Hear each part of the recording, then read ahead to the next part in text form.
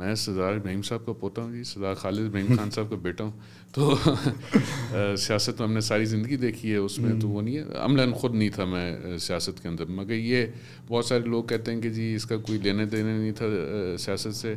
بہت سارے ایسے لوگ ہیں جو میں سمجھتا ہوں کہ نئے بھی ہیں اس سارے سلسلے میں. میں تو سردار ابراہیم صاحب کے ساتھ تب مطلب چھوٹا تھا, سیاسی طور پہ تو نہیں چلتا تھا, مگر میں ان کے ساتھ ہوتا تھا. جب وہ پیپلز پارٹی کا دور ہے, جو مطلب جموں کشمیر پیپلز پارٹی بننے سے پہلے کا جو وقت ہے, میں نے تو وہ وقت دیکھا ہوا ہے. اور اس وقت جو لوگ ساتھ ہوتے تھے, جو بہت سارے لوگ اس میں آج پیپلز پارٹی میں موجود ہیں, میرا تو تب سے ان کے ساتھ بھی ایک جو ہے وہ ایک ریلیشن شپ جو ہے وہ سردار صاحب کی وجہ سے تھی. میں خالد صاحب کے ساتھ بھی چلا ہوں, ایسی بات نہیں ہے. پھر خالی یہ ہے کہ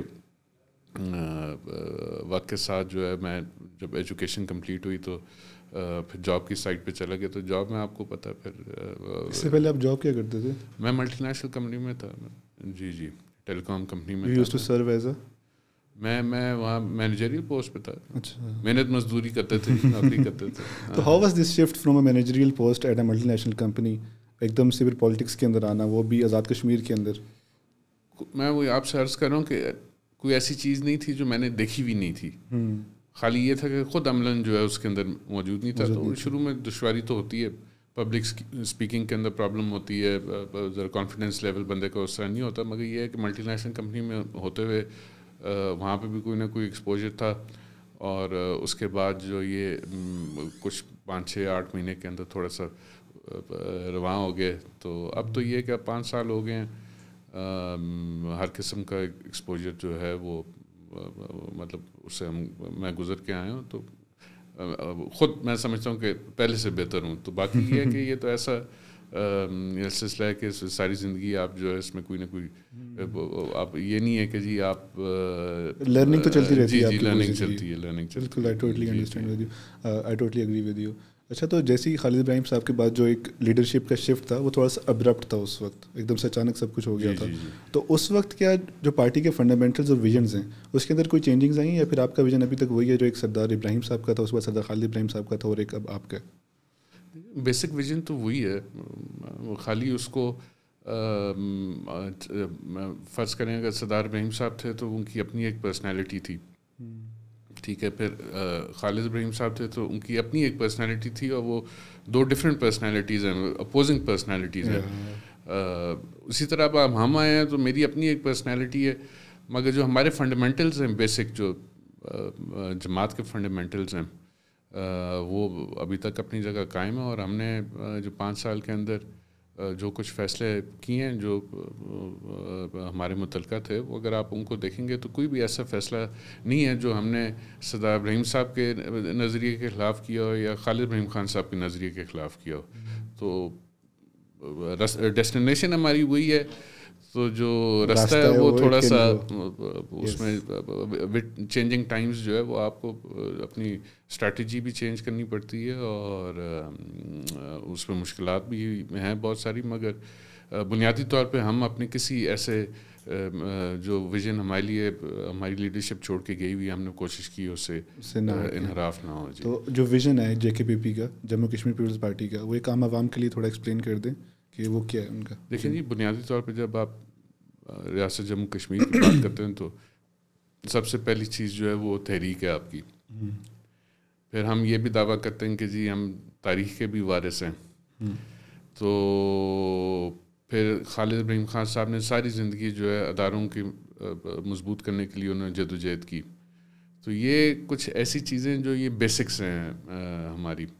اور جب آپ تحریک کی بات کریں جس کے پیچھے لوگوں نے 1,00,000-1.25 لوگوں نے اپنی جانوں کا نذرانہ پیش کیا ہے, تو اور پھر اس میں جو لیڈنگ رول تھا وہ ہماری قیادت کا رہا, سردار ابراہیم صاحب کا رہا. پھر خالد صاحب نے بھی اس کو اس کے بعد جو ہے جس طریقے مطلب جو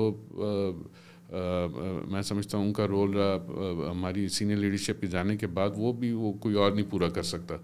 تو یہ تو ایسی بیسک بنیادی چیزیں ہیں جو یہ ہماری ہیں ہی ہیں. یہ جو لوگ آج بات کرتے ہیں نا کہ جی ڈیولپمنٹ اور فلانا فلانا, ڈیولپمنٹ آپ کا سیکنڈری میں سمجھتا ہوں کہ ایشو ہے. وہ نو ڈاؤٹ وہ ایک بڑا ایشو ہے, مگر جو سب سے بنیادی بات ہے وہ ہماری تحریک ہے. اور تحریک میں خاص طور پہ یہ جو پچھلا 4-5 سال کا وقت گزرا ہے, اور بالخصوص جو 5 اگست 2019 کے بعد کے جو واقعات ہیں, جس میں بہت ساری ایسی چیزیں سامنے آئیں جو لوگوں کے لیے مایوس کن تھیں, مگر اس میں سب سے بڑا جو سر میں آپ کو کاٹوں گا یہاں پہ, لیکن آڈینس کے لیے بتا دیں کہ 5 اگست کو کیا ہوا تھا, وہ کون سا ایک میجر ایونٹ تھا جو آرٹیکل 370 اور 35 ریووک کیا نا جی انڈیا نے. اس کے بعد جو تحریک کے والے سے جو چینجز نظر آ رہی تھیں وہ جنرلی لوگوں کے لیے مایوس کن تھیں. اور اس میں سب سے بڑا جو فقدان جو ہماری طرف سے تھا, ہماری اس طرح کی اب لیڈرشپ جو ہے وہ نہیں نظر آتی. دیکھیں نا, آپ کے بڑے نام سردار ابراہیم صاحب بھی اب نہیں ہیں, سردار قیوم صاحب بھی نہیں ہیں, خالد صاحب کیش خورشید صاحب کا نام لیتے تھے لیڈرشپ میں, وہ بھی اب نہیں ہیں.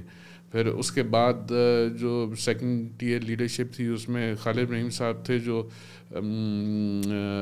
کم ووٹ میں جو ہے وہ اپنے انہوں نے کبھی بھی جو اپنے موقف سے جو ہے وہ دستبردار نہیں ہوئے, اور دو ٹوک ہر جگہ کھڑے ہو کے انہوں نے اپنے بیانیوں کو وہ کبھی بھی کمپرومائز نہیں انہوں نے کیا.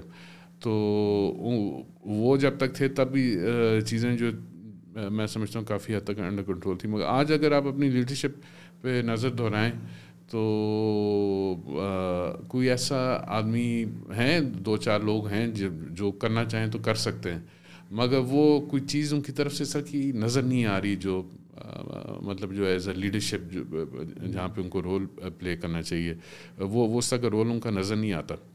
تو یہ لیڈرشپ کا بہت بڑا فقدان ہے. اس کے باوجود میں تو اپنے آپ کو کسی لیڈرشپ میں نہیں کنسیڈر کرتا, میں بہت سارا سفر ابھی باقی ہے اس لیول تک, جی اس لیول تک پہنچنے کے لیے. مگر اب جو ہمارے ذمہ کچھ چیزیں آئیں, ہم نے کوشش کی کہ ہم ان کو بھرپور طریقے سے نبھائیں. بالخصوص ایک 15ویں ترمیم کا ایک مسودہ جو ہے بیچ میں فلوٹ ہوا, جس میں جو مسودہ دیکھ کے شک ہوتا تھا کہ جی شاید کوئی چیزیں ہیں اس کو صوبے کی طرف لے کے جانے کی کوشش کی جا رہی ہے. اس میں بھی جموں کشمیر پیپلز پارٹی واحد جماعت تھی جو اس کو لوگوں تک اس بات کو لے کے آئی. اور پھر آپ سپورٹ کر رہے تھے کہ صوبہ بننا چاہیے؟ نہیں اس ترمیم کے اگینسٹ ہیں کہ یہ ترمیم نہیں ہونی.